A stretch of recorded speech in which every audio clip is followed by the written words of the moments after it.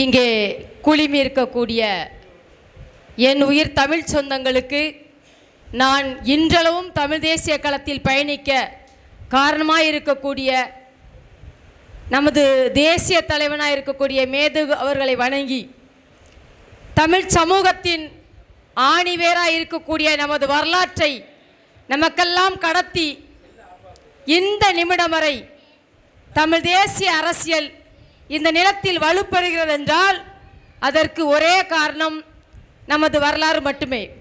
அப்படிப்பட்ட வரலாற்றின் மிக முக்கிய பக்கங்கள் நடைபெற்றிருக்கக்கூடிய காலகட்டம் இவை.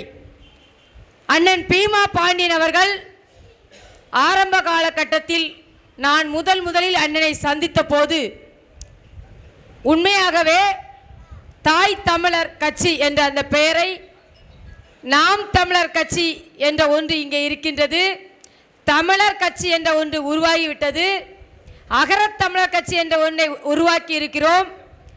அடுத்ததாக அந்த தாய் என்ற ஒரு சொல் இல்லாமல் நின்றதை தாய் தமிழர் கட்சி என்ற ஒரு பெரிய எழுச்சியான பெயரோடு அண்ணன் எடுத்து வந்ததை மிக மகிழ்ச்சியாக நான் பார்த்தேன். இந்த மேடையில் எனக்கு முன்னால் பேசிய அனைத்து அண்ணன் தம்பிகளும் மிக சிறப்பான உரை நிகழ்த்தினார்கள்.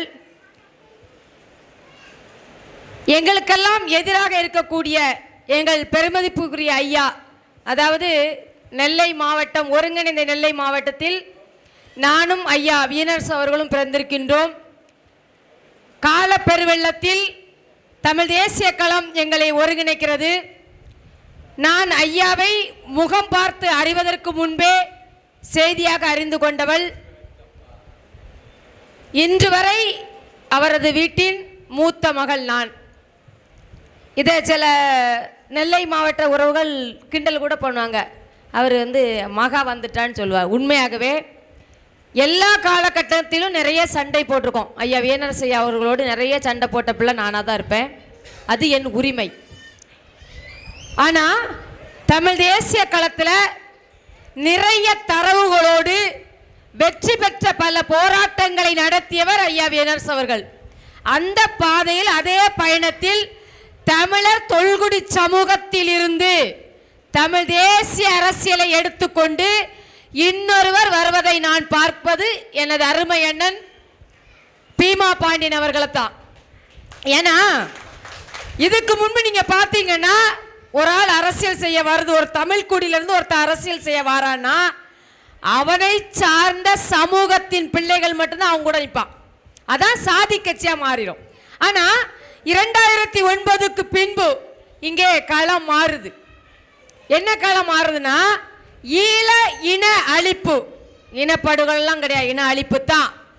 ஈழ இன அழிப்புக்கு பின்பு தமிழ் சமூகத்தின் எழுச்சியை இயற்கை தீர்மானிக்கிறது. அண்ணன் சொன்னாங்க இல்லையா, சாதிவாரி கணக்கெடுப்பு, இயற்கை நமக்கு ஆதரவாக நிற்கிற காலகட்டம் இது. அப்போ 2009க்கு பின்பு இங்கே நாம் தமிழர் இயக்கம் கட்சியாக மாற்றப்படுது. சாதி கடந்து மதம் கடந்து தமிழன்.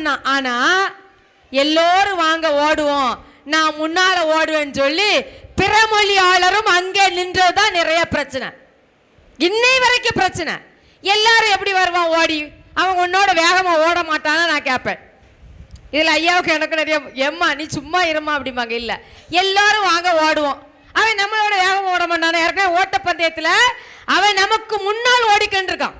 அப்படின்னா எனது வீட்டின், எனது அரசின், எனது நிலத்தின், எனது உரிமையின் போராட்ட களம் என்பது மிக தூய்மையா இருக்கணும். நான் எப்போதும் சொல்வேன், இன்னைக்கு இந்த மேடை எனக்கு மிகுந்த மகிழ்ச்சியை தருது. எல்லா களத்துக்கும் அண்ணன் பீமா பாண்டியன் என்னை அழைப்பாங்க.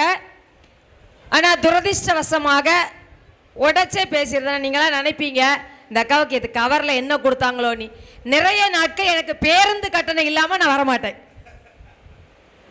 அதான் நான் ராசாகிருஷ்ணன்ட்ட மட்டும் சொல்லுவேன், எனக்கு பேருந்து கட்டணம் இன்னைக்கு இல்லைன்னு. அத்தாங்கிட்ட கேட்க பயமா இருக்கு. ஏன்னா ஒரு இடத்துக்கு போனால் அத்தான் தருவார். தினமும் காலையில் நான் இந்த ஊருக்கு போராட போகிறேன், இந்த ஊருக்கு நான் பேச போகிறேன், தருவாங்களா? தர மாட்டாங்க. அப்போ பேருந்து கட்டணம் என்ற ஒன்று இல்லாமல் இருந்தால் மட்டும்தான் நான் களத்தை விட்டு விலகி நின்றுருக்கேன். அந்த சூழல் எனக்கு இருக்குது. நீங்க பெண்கள்லாம் நினைக்கலாம், நாங்கள் ஏன் ஓட்டுக்கு பைசா வாங்கக்கூடாதுன்னு சொல்கிறோன்னா, நான் பேச வர்றதுக்கே பைசா வாங்கக்கூடாதுன்னு நினைப்பேன். சரியா? ஏன்னா இது எனக்கான ஒரு மேடை, இது நமக்கான ஒரு மேடை. நாம் அனைவரும் அடிமைகள்.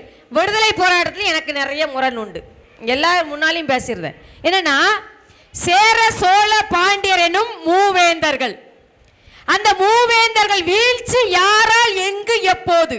இந்த கேள்வி இங்க மிக முக்கியமான ஒரு கட்டம்.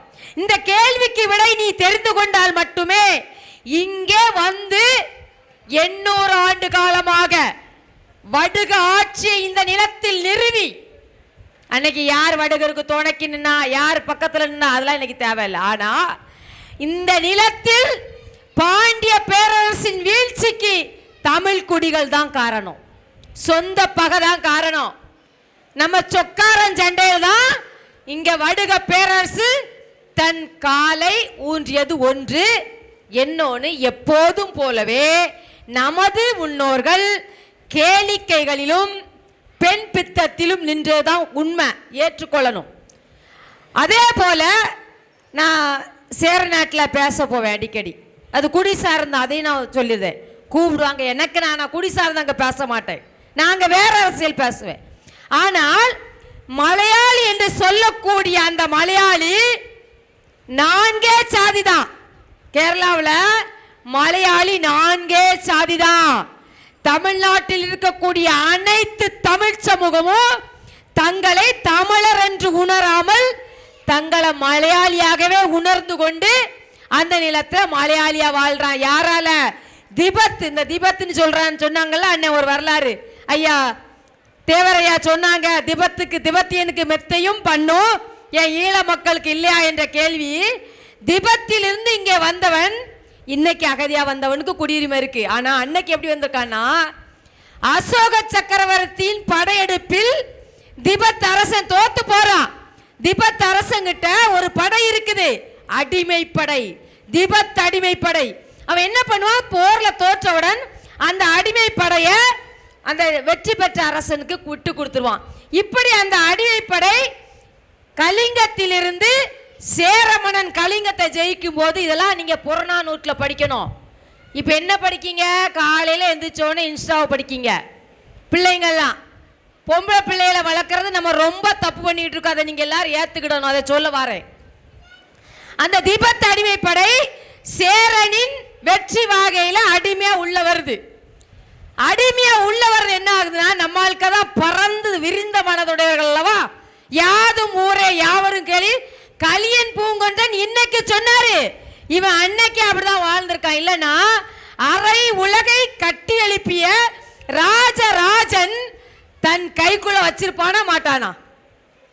வைக்கல, எல்லாம் என் ஊர் தாண்டா, நீ ஆண்டு கனி பறந்து விரிந்த மனதுடையவர்கள்.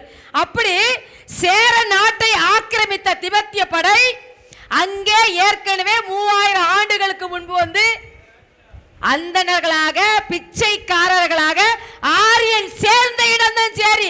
எங்க சோறு இருந்துச்சு? சேரியில சோறு இருந்துச்சு. யாருகிட்ட சோறு இருந்துச்சு? யார் நமக்கு தாய்? சோறு போடுகிறவள் தாய். சோறு இருக்கவன் தான் அன்னைக்கு பணக்காரன். அப்போ எங்க சோறு இருந்துச்சோ அங்க போய் அண்டிக்கிட்டான். அண்டி அவன் சோத்த பூரா களவாண்டி இவன் தின்னுட்டு அந்த ஆரியனோடு உறவு கொண்டு இன்னைக்கும் நம்பியார், நாயர், மேனன் இந்த ஜாதிலாம் அங்க இருக்கு. இவன் தான் மலையாளி. இவன் ஆரியனோட தன்னை கலந்து கொண்டு அங்க ஒரு 4 சாதியை உருவாக்குறான். அதுவே 600 ஆண்டுகளுக்கு முன் நமது தாய் தமிழை வடமொழியோட தாய் தமிழை சொருகி மலையாளன்னு ஒண்ணு யார் உருவாக்கினா? மலையாளி உருவாக்கினா. அங்க இருக்கக்கூடிய அங்க தேவர் இருக்காங்க, நாடார் இருக்காங்க, கோடார் இருக்காங்க, பறையர் இருக்காங்க, பள்ளர் இருக்காங்க, எல்லாரும் இருக்காங்க. ஈழத்திலிருந்து தென்னை விவசாயம் பண்ண வந்த ஈழவர் இருக்காங்க. நாடார ஏன் மலையாளின்னு சொல்றான்னா, சீமான் மலையாளிக்கு நான் இந்த மேடையில் விளக்கம் சொல்லியிருந்தேன். அங்க இருக்க ஈழவே மறையாடுறான், தமிழ்நாட்டில் இருக்க நாடார் பணமறையாடுறான், அதனால சீமான் மலையாளின்னு சொல்லி பேசுறான். அப்ப குயிலி மலையாளி, இதான் அங்க விஷயம். அப்படின்னா எங்க அண்ணன் கவிக்குமார் அண்ணன் ஒரு மலையாளி, ஏன்னா அங்கேயும் மறவர் இருக்கான், அங்கேயும் கோனார் இருக்கான். அப்படின்னா நம்மை துண்டாடக்கூடிய விஷயங்களை தெரியாமல் நீங்க வீட்டை விட்டு வெளியே வர முடியாது. வரலாற்றை தெரிந்து கொண்டு நான் கேரளாவில் பேசுறேன். நான் அடிமைன்னு தெரிஞ்சுக்கிட்டேன், நாங்க விடுதலைக்கு நிக்கிறோம், உனக்கு அடிமைன்னு இன்னும் தெரியல, நீ அவனோட நிக்கிற. நீ எங்க பேசுற? மலையாளத்தில் சேரனுடைய நாடாம் இன்றைய கேரளத்தில் வாழக்கூடிய ஆதி தமிழனுக்கு யார் எதிரி? இந்த தமிழன் தான் எதிரி. அவனுக்கு அங்க இருக்க மலையாளி திபெத் அடிமை எதிரி கிடையாது. ஏன்னா அவனுக்கு அங்க தெரியல. நான் அதை பேசுறேங்க. அப்போ நமக்கு கிடைக்கக்கூடிய இடங்களில் நமக்கான அரசியலை விதைக்க வேண்டியது யாரோட கடமைனா பெண்ணோட கடமை. நீங்க திண்ணையில உட்காந்து பேசுறது கூட அது தொலைக்காட்சி பெட்டி வந்து முடிச்சு விட்டுட்டு உங்களுக்கு இப்ப நேரம் ஆயிட்டு, எனக்கு தெரியாத நீங்க என்ன சீரியல்லாம் பார்ப்பீங்கன்னு எனக்கு தெரியாது, ஏன்னா நான் பார்க்கறது இல்லை. அப்போ உங்களுக்கு இப்போ இந்த அக்கா என்னவோ பேச வராங்க, ஆனாலும் நீங்கள் ஞாயிற்றுக்கிழமையோ உங்களுக்கு சீரியல் இல்லை போல, ஆனால் இந்த தெலுங்கு சம்மேளன சன் டிவிக்கு ஆச்சு உங்களுக்கு போடுவான், எதையாவது நீங்கள் பார்ப்பீங்க. அப்படின்னா இது என்னன்னா, இங்கே வந்து தமிழர் உரிமை தமிழர் குடி ஓர்மை தான் சொன்னாங்க. தெளிவாக பேசுறது என்னன்னா, நான் எப்பவும் சொல்லுவேன், தமிழ் என்பது ஒரு மரம், சரியா? அந்த மரத்தின் நிறைய கிளைகள் தான் இங்கே இருக்கக்கூடிய 276 என்று சொல்லப்படக்கூடிய தமிழ் சாதி, தமிழ் குடி. குடின்னு சொன்னால் இப்போம்லாம் யாருக்கும் புரியாது, ராசகிருஷ்ணன் சொல்கிறேன். தமிழ் குடி என்பது அந்த 276 கிளைகள். ஒவ்வொரு கிளையவா நீ வெட்டிட்டு நான் தான் மரம் நின்னா மரம் பட்டு போகும். அப்போ இந்த சமூகம் சுழற்சி அடிப்படையில் 4 சாதி தானே, பாணன், பறையன், துடியன், கடமோ. 4 என்ன ஆகுதுன்னா, நான் வந்து ஞான சிகாமணி செல்வராஜ் நாடாரு 7 பிள்ளைகள்ல ஒரு பிள்ளையா பிறந்திருக்கேன், சரியா? நாங்க 7 பேர் இருக்கோம். நான் உடச்சே பேசுறேனே, ஏன்னா இது குடியடையாளம் சொன்னா தான் தமிழ். குடியடையாளத்தை என்னுடைய மகனுக்கு குமரன் நாடார்னு பேர் வச்சிருக்கேன். குமரன் நாடார். தினமும் சண்டை தான். நான் காலேஜுக்கு போக மாட்டேன், என்னை நாடார்னு கூப்பிடுவானுங்க. நான் போகவே மாட்டேன், நீ போகவே வேண்டாம். உனக்கு இப்போ புரியாது தமிழ் சமூகம். நான் மராட்டிய மாநிலத்தில் 15 வருஷம் இருந்தேன். நம்மளை ஓசியில் எப்படி வைக்கிறான் அவன்? சர்நேம் சொல்லுவான். சாதி அங்க கட்டாயம். ஏன்னா அவன் ஒரு 136 சாதி அவன் இருக்கான். அந்த 136 சாதியை அவன் கம்ப்யூட்டர்ல நம்ம சாதியை போட்டோன்னா மிங்க் ஆகாது, ஒன்றோடு ஒன்று இணையாது. உடனே நம்மளை அப்படியே ஓசியில கடத்திடுவான். அவனுடைய எஸ்சிலையோ எஸ்டிலையோ பிசிலையோ எம்பிசிலையோ எஃப்சிலையோ நாம வரவே முடியாது. அதனால 85 விழுக்காடு அவன் தான். மராட்டிக்காரன் தான் மராட்டி நிலத்துல, கன்னடக்காரன் தான் கன்னட நிலத்துல, அரசு வேலையிலே அதிகாரத்தில் இருப்பான். நம்ம எழுதுறோம்ல, இந்திய தேர்வாணையத்தில் எழுதக்கூடிய பரீட்சையில மட்டும் ஜெயிச்சு நம்ம அங்க போக முடியும். ஆனா நம்ம ஆதி வித்து அல்லவா, ஆதி வித்து, அறிவு வித்து, நம்ம தமிழ் வித்து. இந்த உலகின் ஆதி தமிழ் குடி சமூகம் நம்ம. ஆதி தமிழ் குடி சமூகம் பறையன்றா, பறையரின் கிளைகளில் உருவான அனைத்து தமிழன் தான். அப்போ தொல்குடி சமூகத்தால் நம்ம அறிவை பயன்படுத்தி மராட்டிய மாநிலத்தில் கூடிய அனைத்து வங்கிகள், அனைத்து வணிக நிறுவனங்கள், வணிக பெரு நிறுவனங்கள், கார்பரேட் வரைக்கும் யாரு முதன்மையில் இருப்பா தெரியுமா? தமிழன் தான் இருப்பான். அங்கே ஒரு தமிழன் தான் அதிகாரத்தில் இருப்பான். ஏன்னா அவனுக்கு அங்க அரசு கொடுக்காட்டாலும் இவன் அங்க கட்டாயமாகறான். பால் தாக்கரே தமிழனை வெளியேற சொல்லிட்டு ஏன் அதை நிறுத்திக்கிட்டாரு? தமிழனை பிடிச்சிட்டா அவனுக்கு அங்க அறிவே வளராது. ரொம்ப அருமையா நம்மளை பார்த்தா இந்தியா தங்கம் போட்டுச்சு. தமிழச்சிகளின் நகைகளை பார்த்துதான் இந்திய பெருங்கண்டமே தங்க நகை போட்டுச்சு. அது வரைக்கும். ஆனா நம்ம ரொம்ப மோசமான ஆளுக்கு எப்படி தெரியுமா? மராட்டிய மாநிலத்துக்கு வாழ போற நம்ம கருகமணி போடுறோம். அவ இங்க வந்து முறுக்கு கொடி போடுறாளா? அவ இங்க வந்து பூணூல் போடுறாளா? போடல. அவளை அப்படியே விட்டுறணும். என்னைக்கு ஒரு சமூகம் நமது கலாச்சார விளிமியங்களை விழுங்குதோ, இது எங்க விழுங்குன்னு? அலங்காநல்லூர் ஜல்லிக்கட்டுல யார் தலைவர்? அலங்காநல்லூர் ஜல்லிக்கட்டுல இங்க யார் முன்னால் நிக்கிறா? நீங்களா நிக்கீங்க? இல்ல, இங்க சாதி சண்டை. பறையர், பல்லர், நாடார், தேவர், கோடார் சண்டை. செட்டியார்ல ஒரு பெரிய சிக்கல் இருக்கு. வாணிய செட்டியார் தான் நமக்கு செட்டியாரு, வைசிய செட்டியாரும் 24 மணி நமக்கு செட்டியார்கள் கிடையாது. அப்போ அவனை முன்ன விட்டு நம்ம அமைதியா இருப்போம். ஆனா நம்ம சொந்தக்காரன் பக்கத்துல இருந்தா இவமெல்லாம் நம்ம கூட வருது, வரக்கூடாது. உனக்கு நிறைய மேடைகள்ல பேசியிருக்கேன். அப்படின்னா நீங்க பெண்களுக்கு இன்னைக்கு சொல்றேன், இந்த ஒன்னையும் கொஞ்சம் கவனிங்களேன். இன்னைக்கு நயன்தாராவோ தமன்னாவோ வந்திருந்தா எவ்வளவு கூட்டம் கூடும், சரியா? நயன்தாராவோ தமன்னாவோ வந்தா எவ்வளவு கூட்டம் கூடும் நீங்க கவனிங்க. 12வது படிக்கும் வரை உங்க பிள்ளைக்கு நீங்க எதையுமே சொல்லிவிக்க மாட்டீங்க. பொட்ட பிள்ளைக்கும் சொல்லிவிக்க மாட்டீங்க, ஆம்பளை பிள்ளைக்கும் சொல்லிவிக்க மாட்டீங்க. 12வது முடிக்கும் போது ஒரு 1000 ரூபாய் வேலைக்கு அந்த பிள்ளைய வேலைக்கு அனுப்பலாமா நீங்க நினைப்பீங்க. அப்போ எதுவுமே தெரியாத ஒரு பிள்ளையை நீங்க வெளியே அனுப்பின பிறகு நீங்க அவளை கட்டுப்படுத்தவே அவனை கட்டுப்படுத்தவே முடியாது. நீ யார்? கஷ்டம்தான் சொல்லணும். நீ யார், உன் வரலாறு என்ன? ஐயாவுக்கு தெரியும் என்னுடைய பிள்ளைகள் வளர்ப்பு எப்படின்னுட்டு. ஏன்னா என் வீடு என்பது நான் மூத்த மகா, அதாவது ஒரே வீடு தான். நான் அவள் 6 படிக்கும்போது பரப்புரை கூட்டிகிட்டு போவேன். பறை அடித்து பரப்புரை மேற்கொள்வா என் மகள். வீட்டில் மிகப்பெரிய சண்டை. எங்கள் அம்மா, அந்த பறையை நீ தொடவே கூடாது, நீ ஏன் கேவலப்படுத்துற, நீ போ ஆதி பற, என் விடுதலைக்கு ஒளிச்ச பற. யார் அடிக்கிறா? பெரியார் குரூப் மேடையில் அடிக்கு. பெரியார் வந்தாலும் எனக்கு விடுதலை தந்தா, ஈவேர வந்தா எனக்கு விடுதலை தந்தா. இந்த அருப்புக்கோட்டை நிலம், இந்த அருப்புக்கோட்டை மண் வரலாற்றில் மிக மிக முக்கியமானது. 1800களில் இங்க பள்ளிக்கூடம் கட்டியிருக்கான். 1800களில் பள்ளிக்கூடம் கட்டியிருக்கான். 1800களில் இங்க ஈவராவுக்கு என்னடா வேலை? எந்த வேலையும் கிடையாது. ஆனா ஒரு அழக பாருங்களேன், தமிழ் சமூகத்தில் ஒருத்தன் அறிவாளியா இருப்பான், ஒருத்தன் வீரனா இருப்பான், ஒருத்தன் பணத்தை சேர்க்கிறவனா இருப்பான், ஒருத்தன் எழுதுறவனா இருப்பான். என்ன அருமை தம்பி வந்திருக்காங்க, யாழ்ப்பாணர். கர்நாடக சங்கீதம் அதுக்கு ஆய்வு பண்ணி கர்நாடக சமீரம் என்ற புத்தகத்தில் ஆபிரகாம் பண்டிதர்.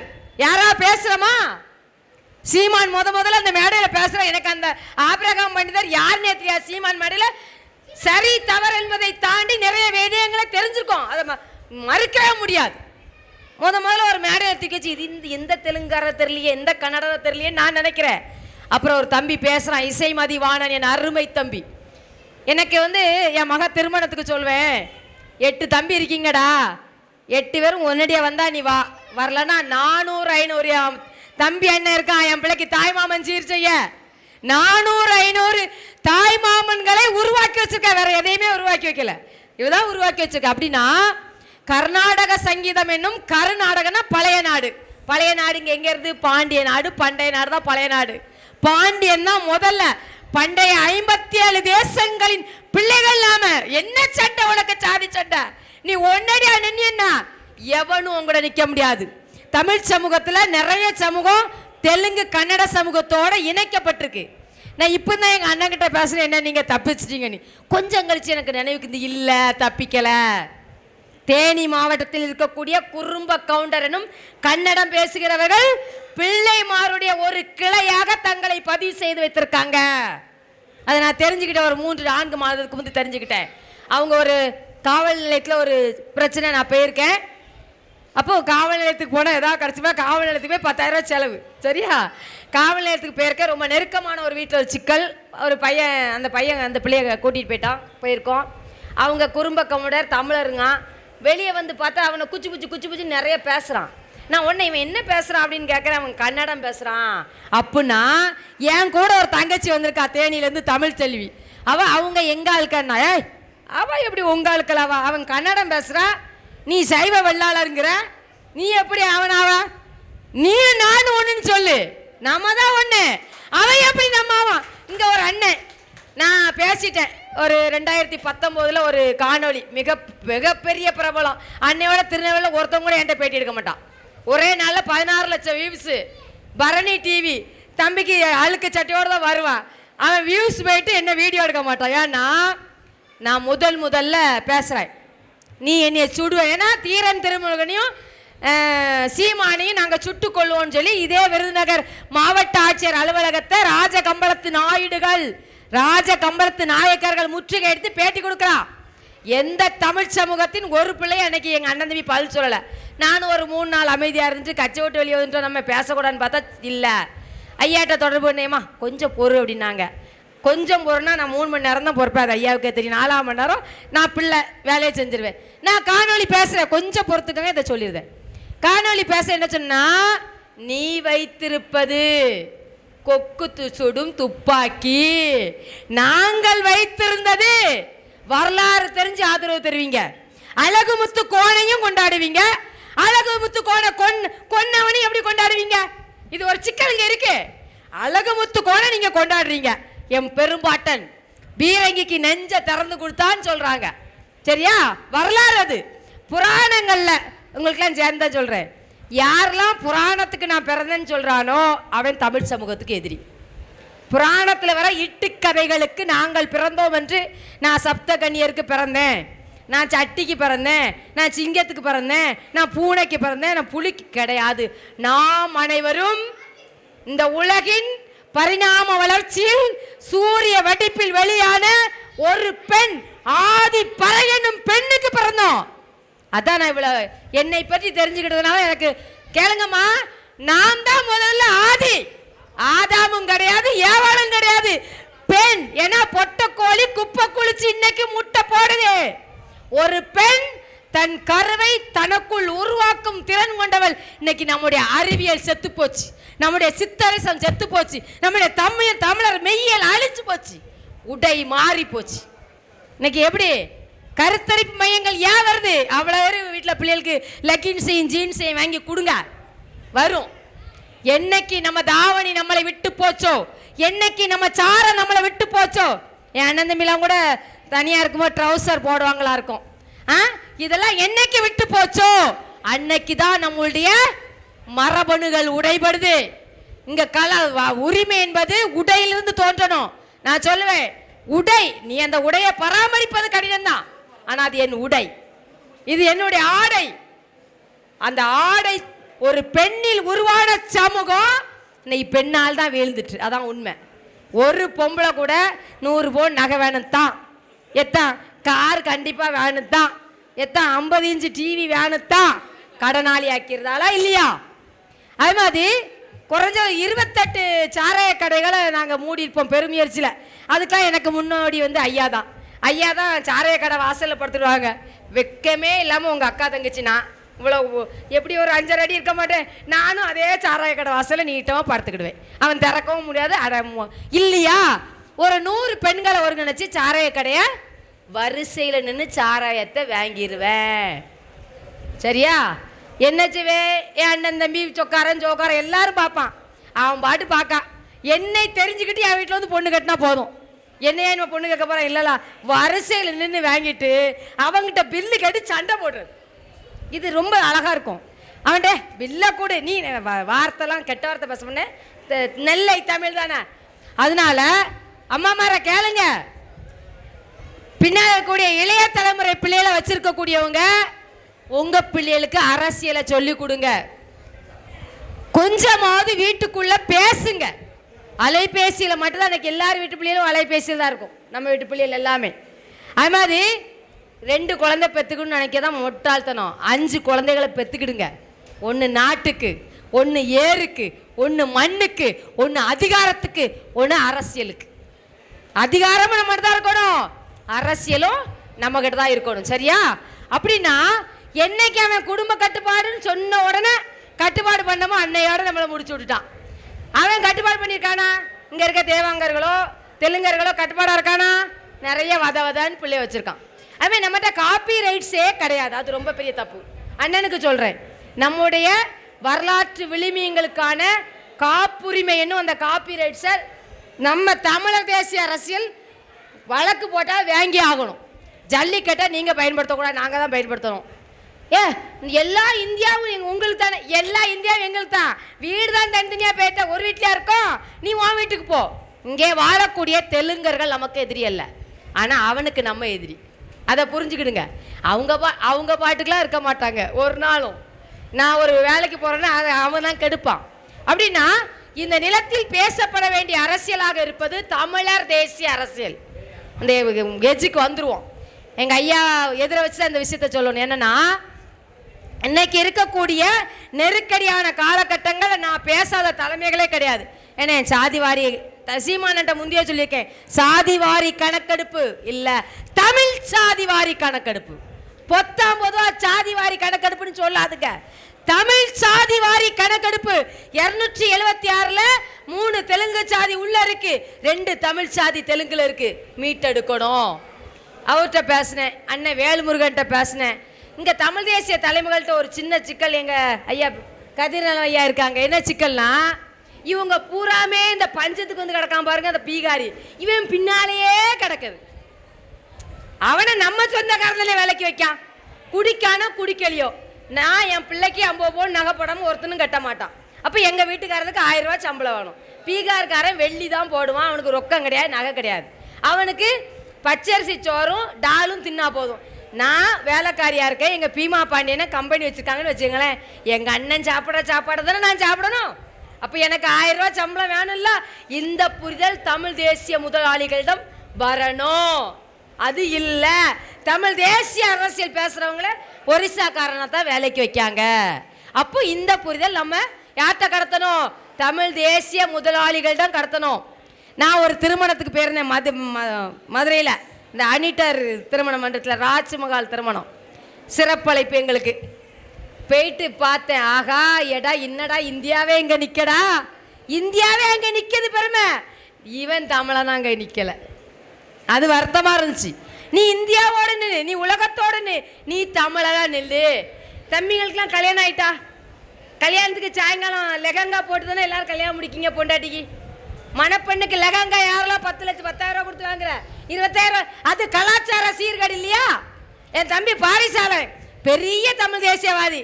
திருமணத்துக்கு நான் போகலாம், மறுநாள் காலையில் ஒரு எழுத்து போட்டுவிட்டேன், ஐயா நீ என்னைக்கு ஐயா சியாட்டா மாறினா உன் பொண்டாட்டிக்கு சியாட்டு ட்ரெஸ்ஸை போட்டுவிட்டுக்கன்னு கேட்டுட்டேன். நீ வாழ்வியலில் தமிழை கொண்டிருக்க வேண்டும், வாயில தமிழை கொண்டிருக்க கூடாது. அப்போ நம்ம அண்ணாச்சிக்கு நமக்கு என்ன வித்தியாசம்? ஒரு வித்தியாசம் கிடையாது. அவர் வாயில தமிழர், நம்ம வாழ்வியல்ல தமிழரா இருக்கணும். நான் பேசுற விஷயங்கள் நகைச்சுவைக்கு பேசல. நீ சாரங்கட்ட தொடங்கு பார்க்கும். எங்க வீட்டில் கட்டாயப்படுத்தி சாரம் வாங்கி கொடுத்துருக்கேன், கட்டாயப்படுத்தி. கொடுமைதான். இந்த ஹிட்லரை மாட்டிக்கிட்டேன்னு 2 சொல்லுவோம். ஆனால் பழக்கமாயிட்டு எல்லா விழாக்களுக்கும் என்னுடைய மகளை முகநூலில் பார்க்குறவங்க பார்த்துருப்பீங்க, ஒரு 25 தாவணி வாங்கி கொடுத்துருக்கேன். கடைசி அவள் பிறந்த பொண்ணு 23 வருஷமாக எங்கள் குடும்பத்தில் பெண் குழந்தையே பிறக்கலை, யாருக்குமே கொடுக்க முடியாதுதான். ஆனால் ஏன் வாங்கி கொடுத்துருக்கேன்னா அது என்னுடைய கலாச்சார ஆடை. ஐயா மக திருமணம், என்னுடைய சின்ன தங்கச்சி என் பிள்ளைய தாவணி போட்டு தான் கூப்பிட்டு போயிருந்தேன். அது அன்று போடும் ஆடை அல்ல, அன்றா. ஏன்னா ஒரு விளையாட்டு வீராங்கனை சிலம்பத்தில் வாழ்வீச்சில் 5 நேஷனல் பெற்றவா. அப்போ என்ன ஆடை உடுத்திருப்பா நீங்கள் சொல்லுங்க? ஜெர்சியே போடுற பிள்ளை, ஆனால் தாவணி தான் போடு. என் கூட வரணுமா தாவணி போடு, என் பிள்ளைன்னு சொல்லணும் தாவணி போடு. எனக்கு ஒரு மகள் இருக்கா, நிறைய பேருக்கு தெரியாது, ஏன்னா கலாச்சாரத்தில் என்னோடு இல்லை. என் விருதுநகரில் தான் திருமணம் பண்ணி கொடுத்துருக்கேன். கலாச்சாரத்தில் என்னோட இல்லைன்னா என் மகன் நீ சொல்லக்கூடாதுன்னு சொல்லியிருக்கேன். கலாச்சாரத்தில் என் கூட இல்லை, குயிலி பொண்ணு சொல்லாத. வீட்டுக்கு வரா தங்குறா எல்லாம் நல்லா செய்கிறேன், அங்கே முகநூலில் நீ குயிலி பொண்ணுன்னு போடக்கூடாது. ஏன்னா கலாச்சாரத்தில் நீ என் கூட இல்லை, நீ வட இந்திய கலாச்சாரத்தில் நிற்கிற. இது நீங்கள் முடிவை. முதல் கேள்வி, பொண்டாட்டிக்கு சூரட்டி அடிச்சா ஈரோட்டில் 11:30 மணிக்கு அடிக்கிறேன் போனு. என்னாச்சு? எங்கள் வீட்டுக்காரருக்கு பிப்ரவரி மாதம் 19ஆம் தேதி பிறந்தநாள். அண்ணன் அவர் என்னை இத்தனை ஆண்டு காலமாக இத்தனை வழக்குகளை என்னை ஜெயிச்சு என்னை தெருவிலையே விட்டுருக்காரு. அவருக்கு ஒரு பிறந்தநாள் சோட்டி போடுங்களேன்னு. அருமை மருமகன், அவங்களுக்கு தெரியும்.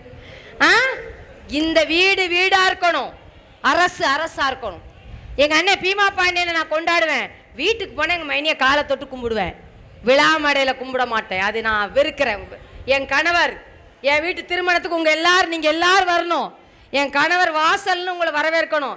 உங்கள் மாமாவுக்கு நீங்கள் மரியாதை கொடுக்கணும். இப்போ காரை ஓட்டு வந்தால் எங்கள் அக்கா புருஷன் வந்துக்காரன்பே போட்டோ எடுக்கப்படாது, தப்பு. ஏன்னா அவர் தமிழ் தேசிய காலத்தில் ஒரு ஆணியும் பிடுங்கலை, என்னைய வெளியே விட்டுருக்காரு. அது நானாக வந்திருக்கேன். எனக்கு வாழ்வியலா என் தமிழமா என்றால் என் தமிழன் தான்.